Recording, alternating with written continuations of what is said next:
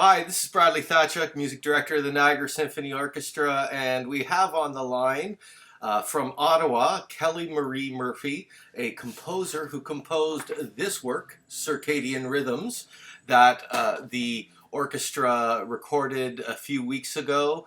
And we thought we'd have Kelly come on and talk to us a little bit about the piece. Welcome, Kelly. Hey, thanks for having me. So I guess we'll just launch into it. Like I have very kind of basic knowledge. Circadian rhythm refers to sleep cycle, anything that has a 24-hour sleep wake cycle, human beings, plants. Um, is By the way, which one did you have in mind? Was it humans, plants, or just the cycle in general? I have a very tenuous relationship with sleep and have had for a long time, so it's definitely got some personal some personal overtones in there.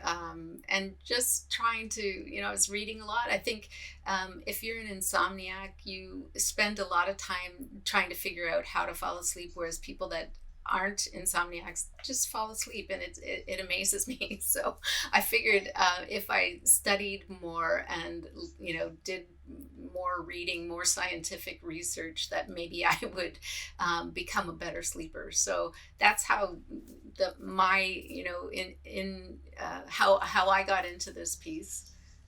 So I guess my question is, did the research help you? No, no. I'm still an insomniac. Oh I've dear. tried to call it other things, which are, a little bit less negative. So at one point, I called myself a polyphasic sleeper. But really, it's the same thing that I sleep a couple of hours a night.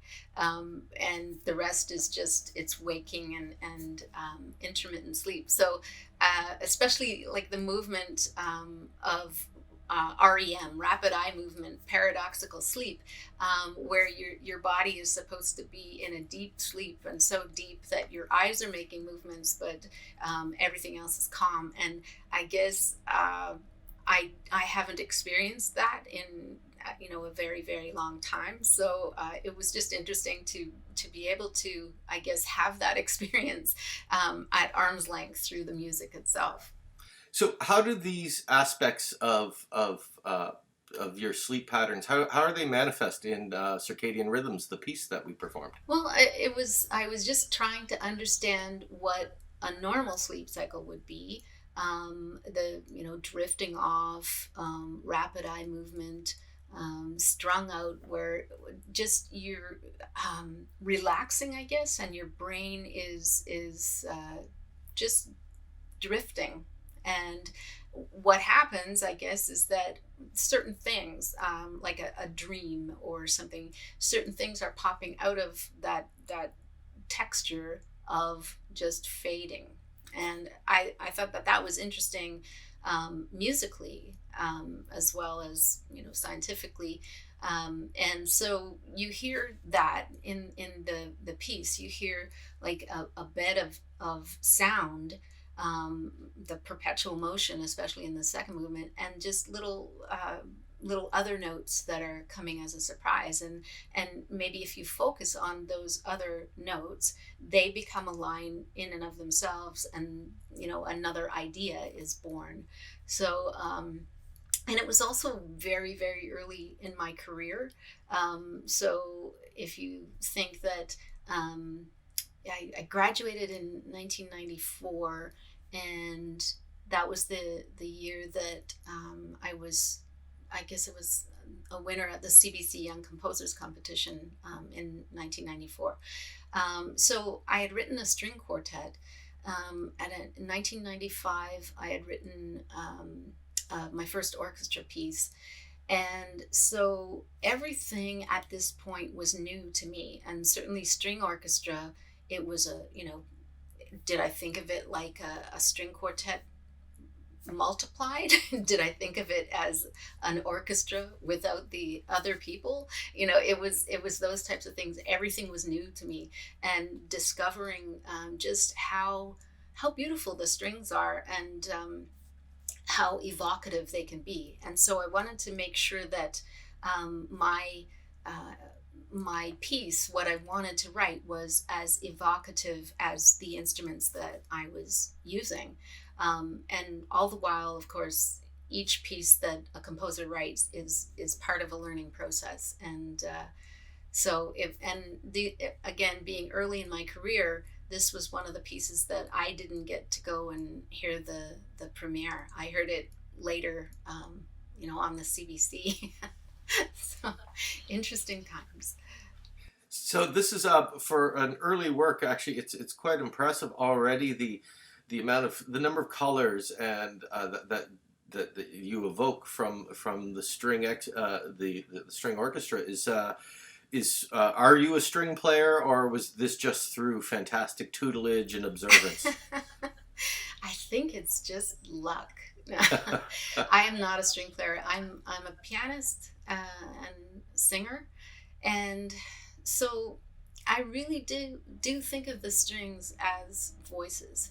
And what I like about the strings is that there's that, just like a choir, just like voices, there's a point where all of the instruments can hit the same note, but for a violin, it might be a very low note, and for a cello, it might be a very high note. And so you get the roughness of a low violin versus the vulnerability and fragile nature of a high cello. And to me, that's the same as voices. Now, of course, that there's a lot more that we have to keep in mind. And so my method has been that I try and think about the strings and avoid string crossings and those technical issues. That's part of why it takes so long to actually train to be a composer. But I don't want to be so entrenched in that process that I forget about the creativity and thinking, well, what if the violin just soared up here and then the cello followed? Just those experiments and curiosity, because at some point we have to go past what is known. I can still be idiomatic. I don't have to be sort of entrenched in a certain way of writing. So those are how I try to keep myself from making, rookie non-string player errors. And so far, it has worked. So I'm very, very grateful. So this is one of your earlier compositions, and we were supposed to open in September with your piece Murmurations. Just so the audience knows, come next September when we open with Murmurations. In the intervening, I think that piece was written 10, 15 years later. In the intervening years, stylistically, how has your style matured? Has it changed at all? Well, I hope it has matured. I mean, it's one of those questions, Brad, where you think, do you want to become more sophisticated at something, or do you just want to do something different? And for me, there's like some people will edit pieces and go into rewrites and revisions and that.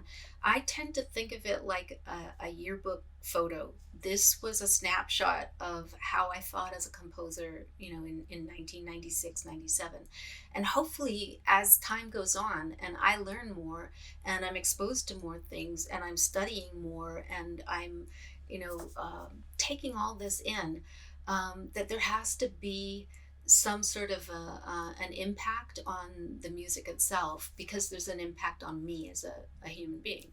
And the job of an artist is something to do with communication, and it's also observation.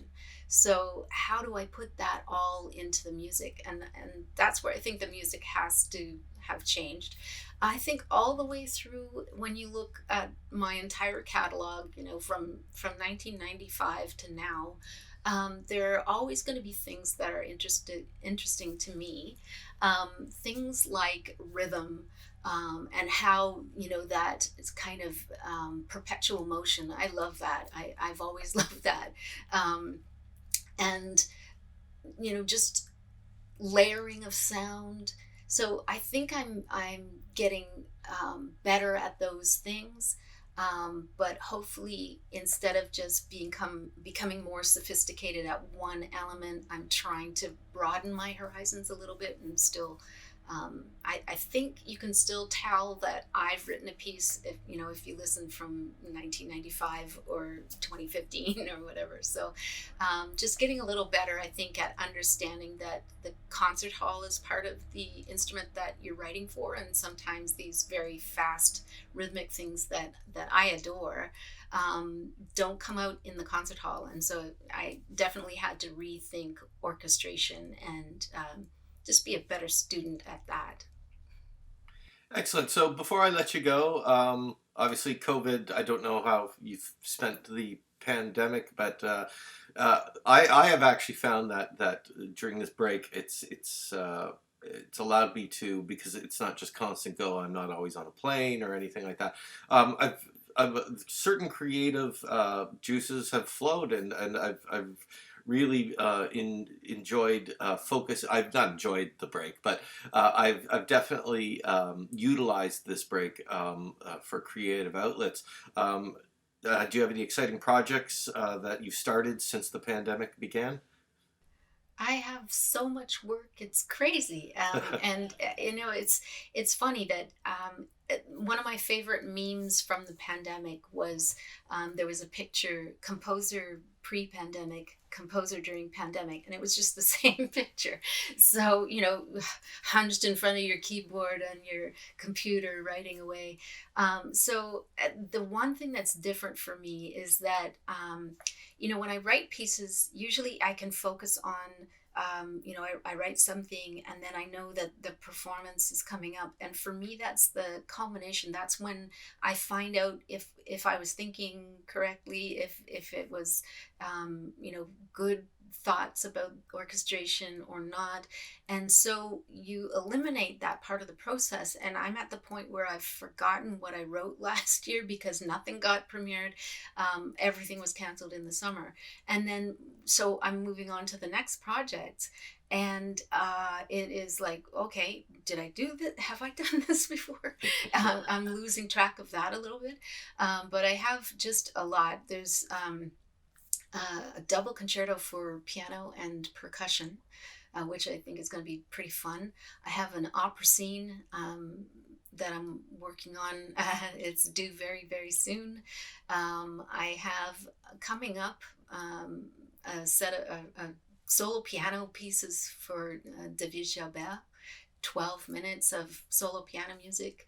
I have a double concerto for guitars and strings. So it just, sometimes I'm a little afraid to look at my calendar, but it'll all get done and I will survive, and I love to be busy. So.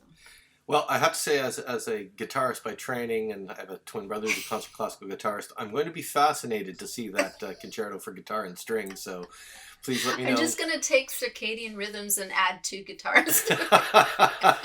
Excellent. Well, Kelly, look, we really enjoyed going into this work. We've enjoyed starting to get to know you as a composer, and I've really enjoyed this as our first face-to-face meeting. So thank you so much for joining us today, and thank you so much for agreeing to be part of our virtual season this year and having you on next season. My greatest pleasure. Thank you so much. Take care.